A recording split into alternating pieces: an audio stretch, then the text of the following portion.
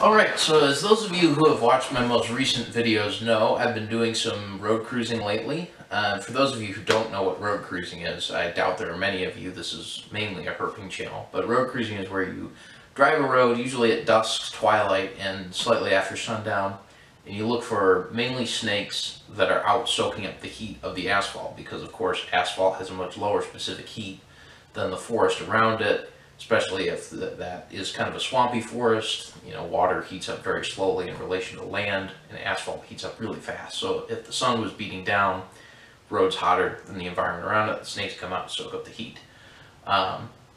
Sometimes you can road cruise for amphibians too. That's mainly in the springtime when it's rainy and salamanders are coming out. So doing a good bit of road cruising over the past couple of weeks as the summer heats up here in Virginia's Shenandoah Valley, I just wanted to share a few observations that I've made along with Bethany about sort of the oddities and the uniqueness of road cruising and some common things that will happen to you when you're road cruising. And this is a common experience that I think all herpers can relate to.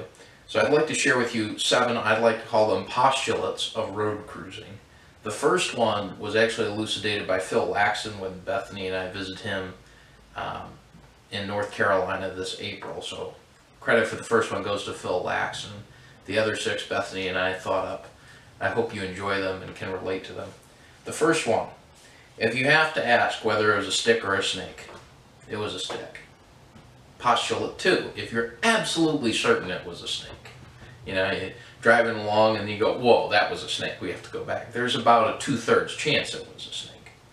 Postulate 3, the more people in your car are talking about good luck rituals and shenanigans, such as listening to a certain type of music or waving a flashlight in a funny fashion out the window, the less luck you're having at the present moment.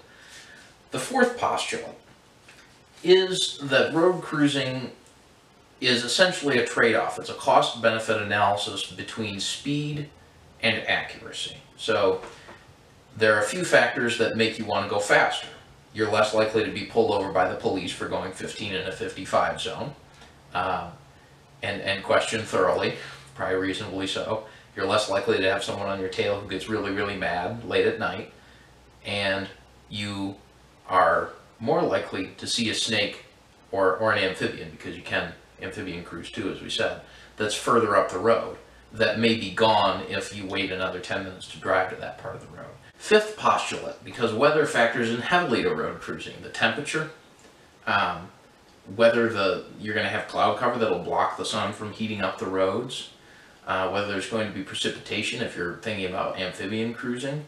So you want to know the weather as far in advance as you can. But what I've learned is that more than 24 hours in the future, those weather forecasts are useless, because road cruising certain species requires very specific conditions, specific amounts of rain, and so forth. So postulate number 5 is the only thing you can learn from long-term weather forecasts is that you can't learn anything about road cruising from long-term weather forecasts, but you have to monitor a lot of them to learn that. Postulate number 6 is if there's one car on the road all night, it'll be right on your bumper as you see your target species.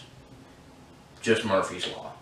Postulate number 7, the chances of you getting out of the car to photograph an animal in front of somebody's house are inversely proportional to how common the species is and how many times you've seen it. I mean, hey, if there's a rainbow snake on that road, we're in South Georgia late at night and heavy rains come down, there's a rainbow snake, I don't care if I'm in front of a trailer with a Confederate flag and the guy is on the porch and he has like 10 hound dogs that are all barking like they're about to try to rip me to shreds. I'm getting out of the car, I'm picking up the rainbow snake, driving it 100 feet to take a few pictures in the car, and I'll set it back where I found it.